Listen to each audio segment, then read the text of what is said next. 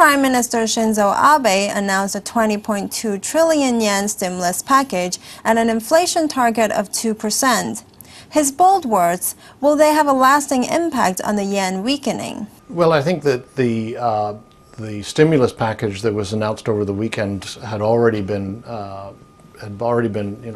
disclosed to the market before, so it's a validation of something that we know. But I think the important thing is that the government has executed so far on 100% of everything that it said it would do, which is a good thing. And I think also that more importantly, if you read an article in the Nikkei last week, interview with Abe, he was making what I thought were incredibly forceful statements about how this is not a period where Japan can afford to be complacent anymore. It's lost too much of its competitive edge due to the weak yen, and he said that's just got to change. Sorry, the strong yen. So I think the yen will continue to weaken, yes.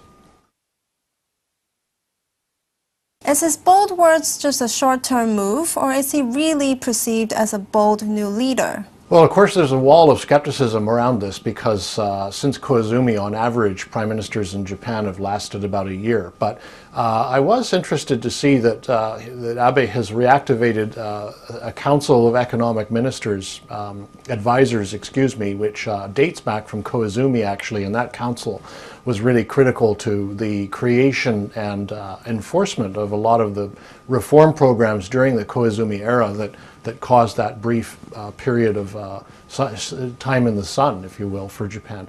So I think that bringing back this entity of people from both the public and the private sector and making it a very, very big part of policy creation and implementation is an important move. And I think also obviously within the BOJ we're seeing a reaction as well, now targeting 2%, which they vociferously opposed before. So I think it's very justified to say that things are changing in Japan.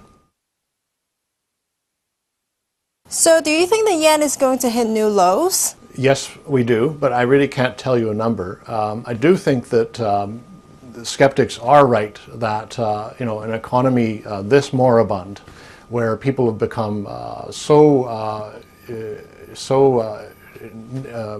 used to low growth and disinflation, is hard to turn around, and the demographics are not on their side either.